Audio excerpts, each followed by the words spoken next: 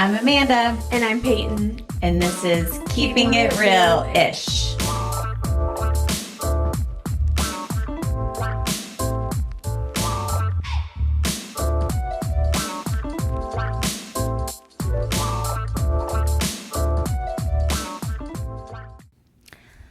Hi guys. Hello. Welcome back.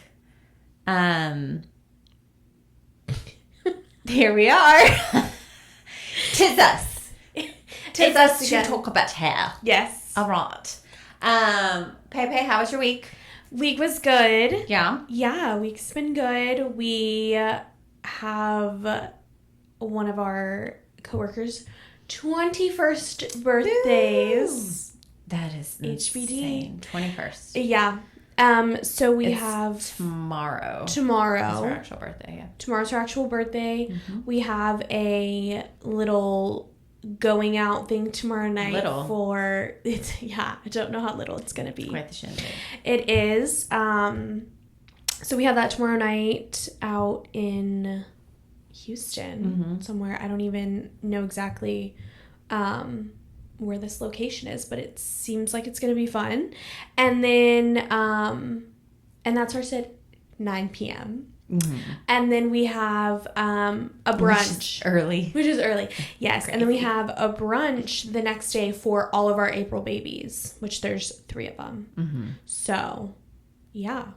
A full weekend of birthday stuff. Yes. Which I can't make Saturday, and I'm so upset about because my husband and one of my kids are out of town, and then my other son is playing in a tournament this weekend. Yeah. So I can't really find a situation for him. I have to be there. Mm-hmm. So I'm hoping something will work out where I can make the brunch on Sunday. Yeah. But it's just going to depend on when they have game times and stuff. But so that should be fun. Yeah. Other than that, this week at work, I had a one-on-one, which our one-on-ones we have them once a month. Mm-hmm. And we basically talk to our owner, boss, Natalie, and we kind of just talk about numbers. We talk about kind of what's going on in the salon, where I'm at, or where we're at with, kind of the goals for the year, all of that stuff. So I had that this week, which how'd it go? It's good. It was good.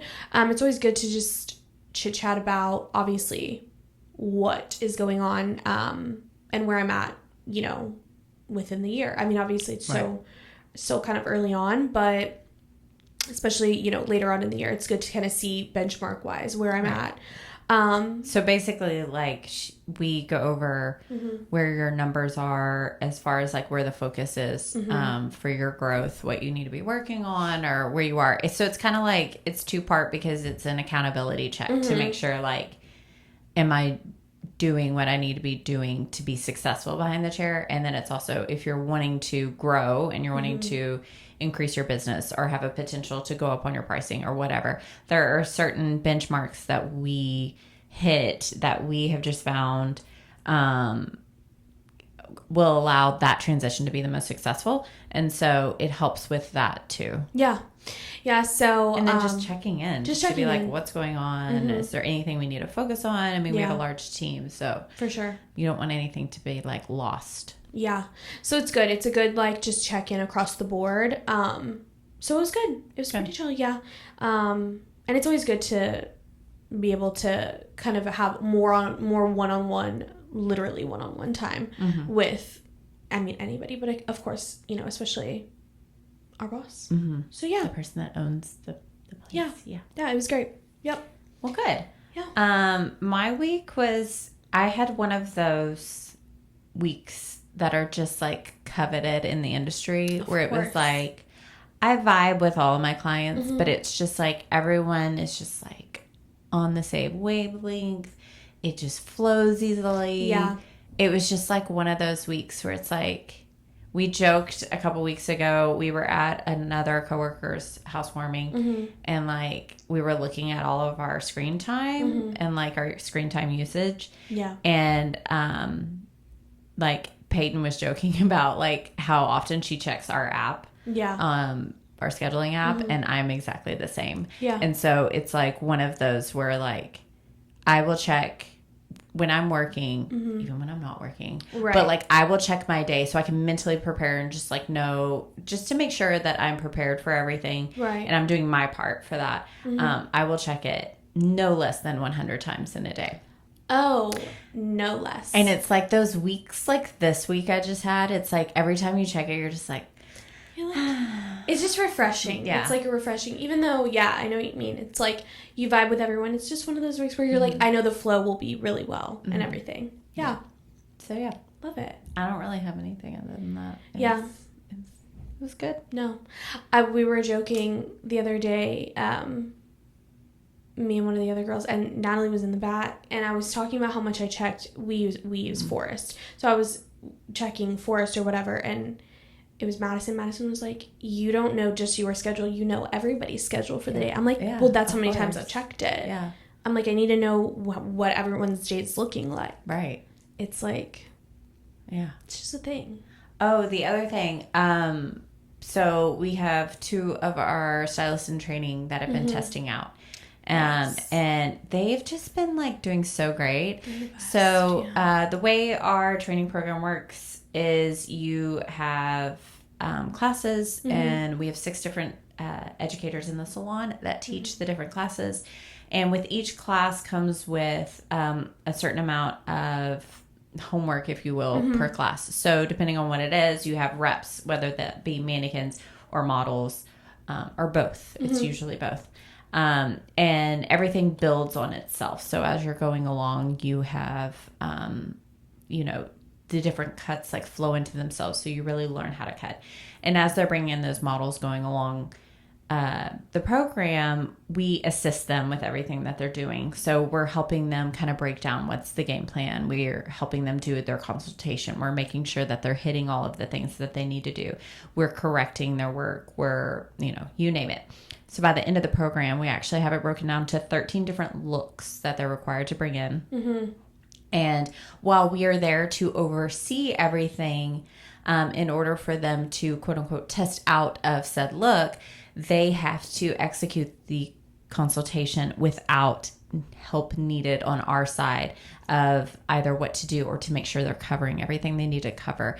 And then of course their game plan as well, they have to, if we have to intervene or say like, no, that's not going to work for what you're going for, or that's not going to give you like that look exactly what you're needing, then it's also not going to be like a test out. So they have to be able to really break it down. And then of course execute it, and we time it as well, just to make sure that they're also doing it efficiently. And they're just like killing it. Yeah. They're just doing so great. They are. So I'm just so proud of them. Really good. Yeah.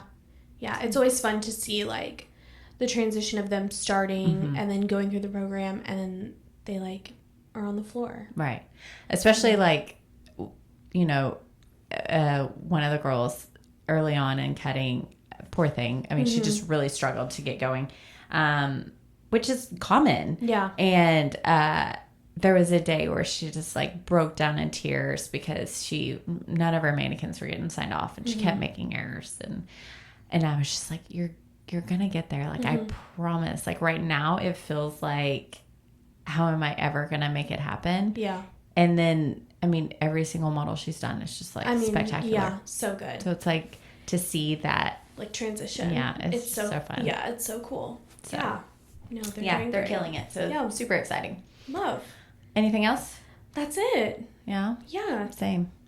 It's humid in spring and a bit out, so that's not fun. Not fun. I saw the hurricane name list came out. Oh, really? I was like, wow, it's already out. Already? Yeah. Oh. My name wasn't on there. Was mine? No. Okay. Do you want your name to be on there? Yeah. Hurricane Peyton, yeah. She would be problematic. And yeah. It's Hurricane Pablo. I was like, I guess that's fine. Pablo. Oh, I like Pablo. Yeah. There was Humberto. Hurricane Humberto. That's the H? Yep. Okay. So it's not like Umberto. It's like Humberto. Maybe I'm saying it wrong. Anyways. Well, no. Very humid. Yeah. Very humid. Well, that's on track. Humberto is humid. For hurricane season. Hurricane season. I always hate it when they're like, we're due. What does that mean? I don't. What does that mean? I know. I'm like, please. We're due. We're due. No. Why do we have to be due one? I know. Yeah. But it's about that time. All right. Well, let's talk about what's our I'm obsessed. What's our product of the week? I'm obsessed. Let me grab it. I'm obsessed with our Gold Lust Dry Heat Protection Spray. Love this bad boy. Basically, how long has it been out? It's a newish product. It's a newer product. It came out last year. I think it was last year. 2024? I do. I think it was last year. Love her. Basically, just as what it says, it is for your dry hair, 450-degree thermal protection. Really great for any heat that you're using. I would say, of course, mainly probably straightening, curling, right? The wavy chalk, hot tools. Any additional hot tools just to especially extra smooth with our humidity and everything. Good that we have something to just make sure we can also add this in, and it's nice. It's super lightweight, which I really like. Very, very lightweight. Yeah, I mean, pretty self-explanatory there, but really good. Been loving it a lot, and I use it pretty much every time I do any sort of heat on my hair. Right. Which is so great because how often are you heat styling your hair and you didn't just wash it and put your product in and blow dry it? And I don't want to have to rely on the product I put in 2 days ago to still have heat protection, which is not going to be the case. So it's nice to have that option to not worry about adding the heat. Yeah. I love it. I do too. You can use it so, I have baby fine hair and you can use it so liberally and it's fine. Right. And that's what's nice because I feel like so many of the products, they are very heavy on the hair. If you're overusing them, this is so nice. It is just super lightweight. So yeah.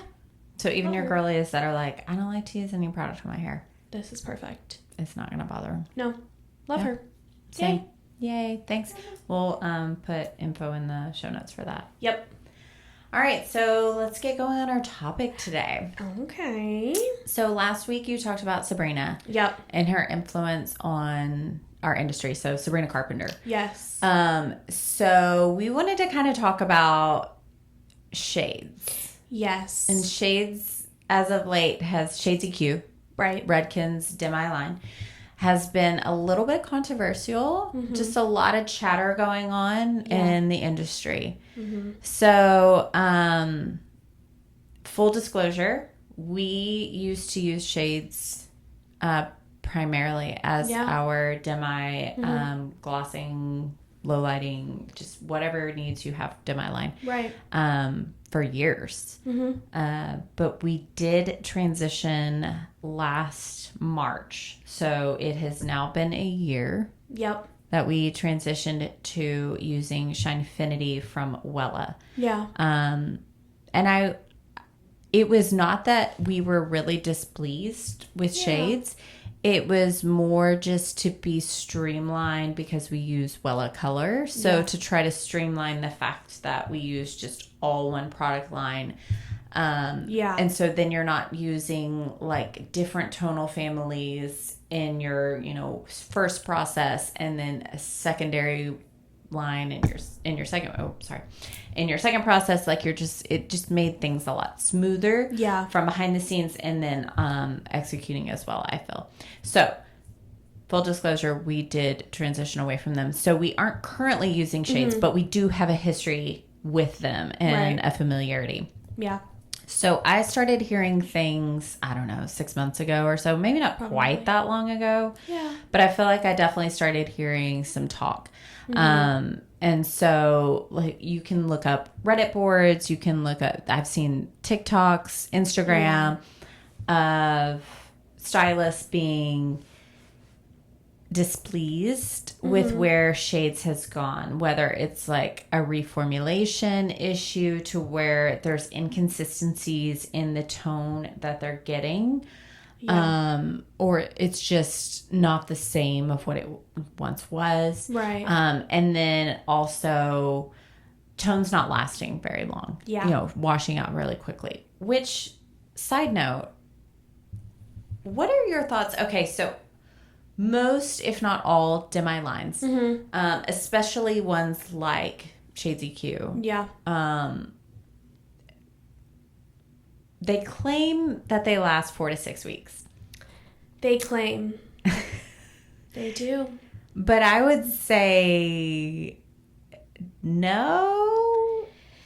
Yeah. I think it depends on what you're using. I think it depends on what Yes. you're using it on. It depends on the porosity of that person's hair. It depends on the chemical processes you've done prior to using that demi that day. And then obviously the biggest one is how often they're shampooing their hair and the type of product they're using at home. Yeah. But I feel like even in the best cases, the best scenarios, if you have somebody who has very healthy hair, they're using really good product at home, they're not frequently shampooing their hair, they're not frequently using high amounts of heat on their hair, because that's the thing I feel like a lot of not stylists, but a lot of clients don't realize is that heat can pull off tone just as fast as using a shampoo that's not going to be protecting.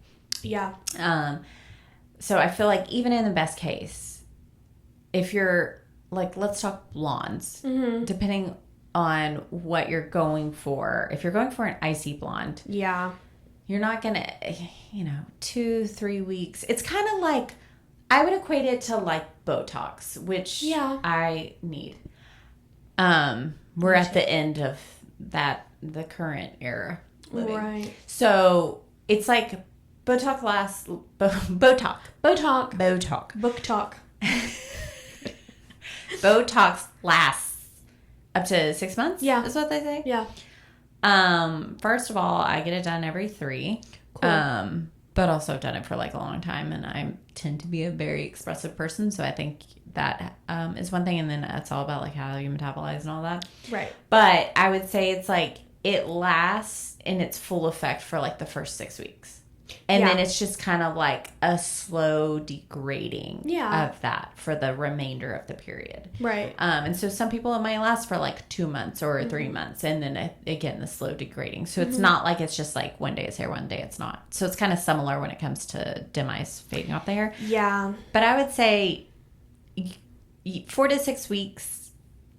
But keeping in mind that like the fading is going to start week 2, week 3, but it shouldn't be completely gone off of your hair in 4 weeks. Well, and I know too, Shades, and I'm sure other lines say, I'm sure all lines say it, but I know it used to be like, oh, well, keep it on for the full 20 minutes to get the most longevity with it.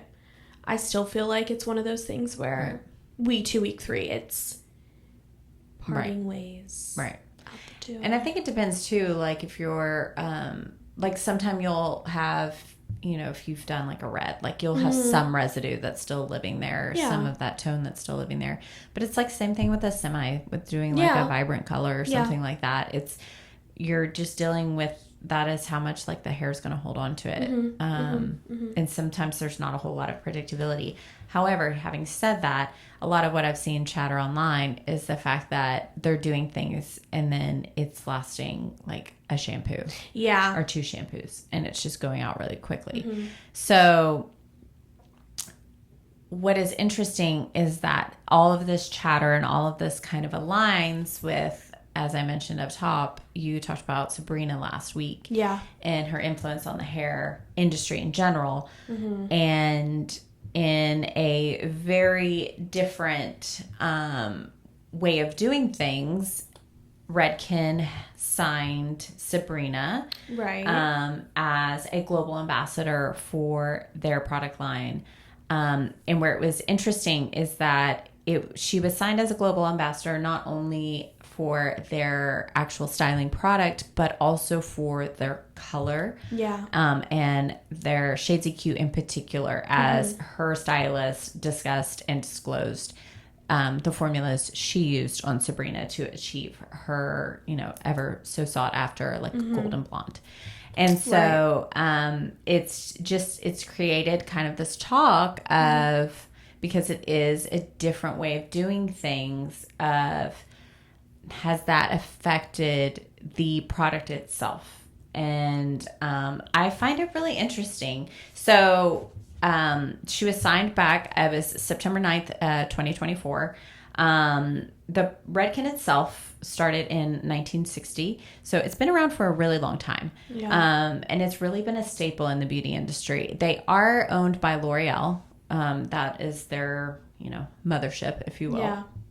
So they're under the blanket of that world. But, I mean, most beauty lines at this point, it's rare to find some that aren't somehow associated with one of these massive conglomerates that owns multiple different beauty brands. Yeah. But Redken itself, this is the first time that they've done anything like this. And at least as far as I know, the biggest, what I have seen and witnessed, kind of pushback from our industry to the brand itself. Yeah. And so it brings up this really interesting question of if a brand is spending money to endorse their brand with a celebrity and kind of what they're putting out there to the public, as opposed to investing in the industry, right, and the people behind the chair. And I find that kind of interesting. Like, what are your thoughts on that? I feel like, it's one of those things where I'm like, we're spending all this money on, right? I mean, how much are they paying Sabrina Carpenter to be? And their product also, I mean, like everything, the product cost itself to to stylists has gone up quite a bit. Right. And so I almost wonder, I mean, it's a valid question to ask. And I think too, I've even seen some, TikTok, all of that, them being like, why do we need Redken being such a well-known company, right? Almost like a household name to a certain extent. Right. Why do you need Sabrina Carpenter or any, and again, no shade, I mean, please, love Sabrina Carpenter, but I mean, to anyone, why would you need someone like Sabrina Carpenter and you're going to pay her who knows how much money for this whole global ambassador, title, when realistically you have plenty of people, plenty of stylists. I mean, Redken Shades of Hue, it was the probably one of the number one demi-permanent, glosses, toners, whatever you want to call it, for probably years. Right. Why do you need someone, why are you going to spend so much money on someone like Sabrina Carpenter to, be an ambassador when realistically you could be spending that money, elsewhere, like not only with product cost and improving your product, but also supporting smaller stylists. And I know that's what someone had kind of mentioned, like, oh, you could be using that for like PR boxes or whatever the case may be. Redken has enough quote unquote fame, money, title, whatever it is. Why would you need to spend who knows how much money on someone like Sabrina Carpenter? Right. Why would you not spend it on people who are using your products daily? Right. Time and time, client after client after client. Mm-hmm. So it's an interesting concept. And I can kind of see both sides of it.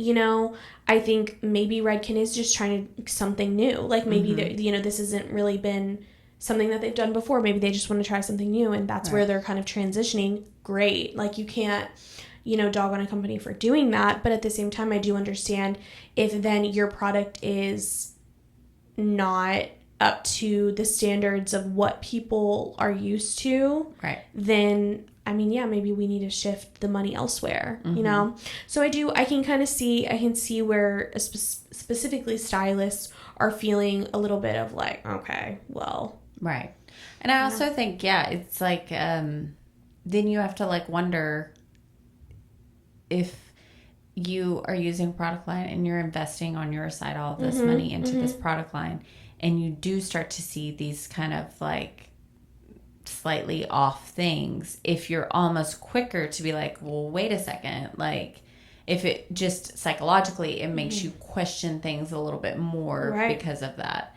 But like you said, like at the end of the day, the brand is, everybody's got to make money to stay alive. Exactly. And so I get where they could potentially be looking at things.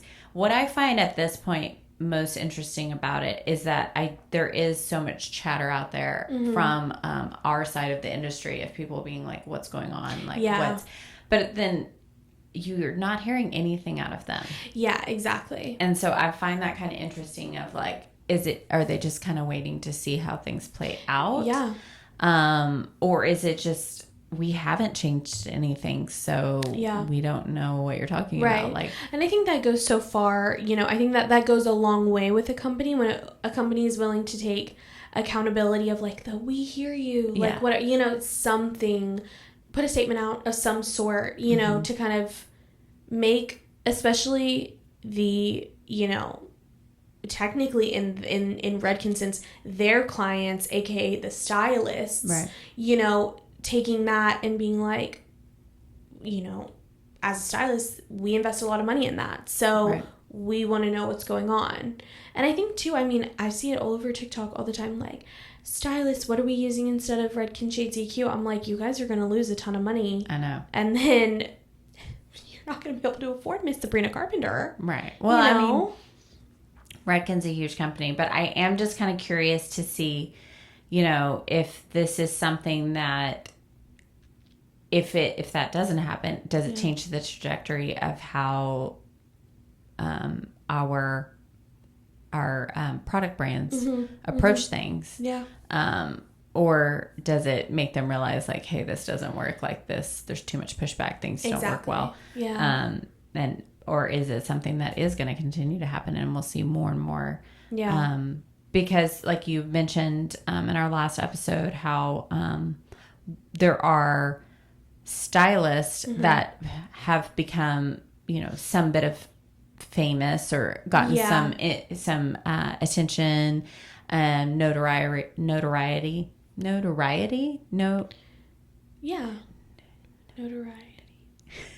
Why is that? It sounds like I made a word.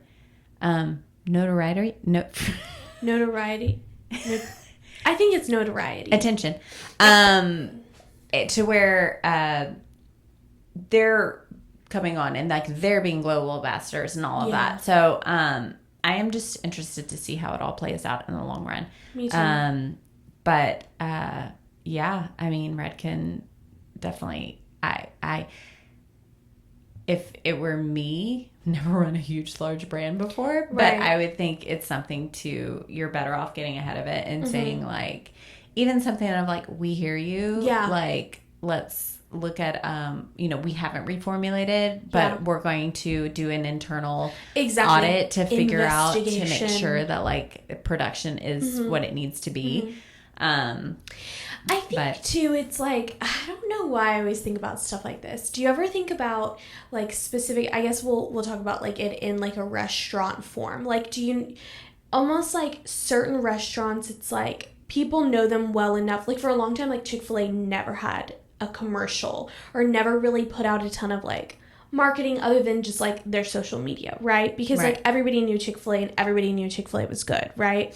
So sometimes I think about it when companies switch to then kind of being, a little bit more like marketable or whatever the word is, I almost am like, I find that to be like an interesting thing because I'm like, again, Redken is a well-known company, is a well-known brand. Sure, they do marketing, and they'll do like some PR packages and have stylists be like, whatever, ambassadors for them, whatever. But then like when they switch to something that's like so in your face of like, Sabrina doing commercials and stuff like that. It's so interesting to me, like the switch up, and I'm almost like, is it again because you're just trying to transition into something else, or like do you really need, I guess, more marketing or more like exposure? Like I always find that to be really interesting. Well, because anytime it's happened in the past, like when brands, beauty brands have partnered with celebrities and like done campaigns and things like that, it's always from the retail side of things. Exactly. So even when it comes to color, before this, you know, it was L'Oreal having right. and I think like Revlon and like all the Garnier having celebrities pretend like they use their box dye at home to color their hair, which we all know doesn't happen, but they're using it for their marketing. Right. But it's for the retail side of it. Yes. And you know, I can't really think off the top of my head of that where it's like even with products, beauty and makeup, yes, but a lot of times it's like, it's because it is that celebrity's line. Yeah. And we talked last episode about like Jennifer Aniston and her living proof and that, but you know, she has ties to that. So it is very different in the sense of like it's for us of her to be talking about the color line because it's a professional line. That's what I find weird about it. So it's really interesting. It's interesting because I'm like, again, why do we need... Like, how do we benefit from that? Exactly. And then I guess if you're looking at it from, like, a fan perspective of Sabrina Carpenter, like, again, everybody knew, all stylists and everybody who can literally get Shades EQ already knew about it, was already using it, whatever. Yeah, so you think, like, okay, was their thought process of she's so popular and trending so heavily in the hair industry that if we go this direction, then we as a stylist are going to have people sitting in our chair saying, I want you to use Shades EQ on me to achieve this. I don't know. It's kind of an interesting thought. And is that where things are going to go? Which I hope not, because that also kind of takes away us as professionals of being the ones to say, like, we've done the research and we are the ones that are educated. So we're going, So. I just think it's like, I always think it's so interesting when any brand, any company, anything kind of transitions to when they're not doing a ton of marketing, commercial, whatever it is, and then they switch to something that is so much like that. It interests me. It makes me think. What I thought of when I first started seeing all this and first started hearing about it was I started thinking, it made me think of like the pharmaceutical world. Yeah. Because it's like, from just as an outsider from the pharmaceutical world, it seems like, and being in Houston, there's a huge medical center here. It's, and we're literally next to it. Yeah. So we have a ton of people that come in that work in that world. And so with pharmaceuticals, you have it two-sided. So you have the reps and the brands that are going into the doctor's offices and talking about their product and wanting them to prescribe their product in particular. And then you also have the marketing side of where you've got the commercials and you have the advertisements in magazines and in your social media sponsored, programs that those commercials that pop up. So it's like, is that where they're trying to go? Is that kind of like the concept that they're trying to like get on board with, and they've seen success there, so they're like, will it work in this industry? Yeah. It's always so interesting. And is it just something we're going to have to kind of adjust to because that's how it's going to work? Yeah. Yeah.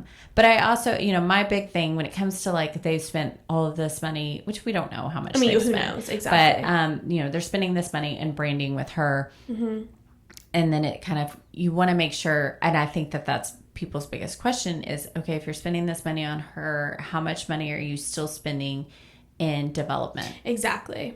And I've been in this, I've done hair for over 20 years, and I will say that if you're not growing as a brand, you're dying. And that's part of why they've been so successful, because, they have like, when we switched lines, how many colors did they have? Like 60? Yeah. They have so many different options. Yeah. And so if you're not constantly upgrading your product and changing and evolving, it's gonna flicker out. So I'm just curious to see how it all plays out. Me too. And I'm curious, like, everybody else's thoughts. Like, what are your, or do you use shades? Have you firsthand experienced this? Yeah. To where it like has really like affected. So that's the other thing. If you are having inconsistencies, not only is that hitting you in your pocketbook because you potentially are losing clients because they're not getting the same outcomes that they once were, but then you're also having to use more product to redo their hair. Exactly. And, hopefully a lot of people in those situations aren't pushing that along to their clients. So then you're taking even more of the hit financially. So It'll be interesting. I feel like it's still early days with it to kind of because September, so it's only been a few months, so we'll see. I know, I'm interested. Yeah, I'm interested to kind of see. Yeah. Do you have anything else to add? That's it. That's Nothing crazy. All right. Well, till next time, keeping it real. Ish. Bye.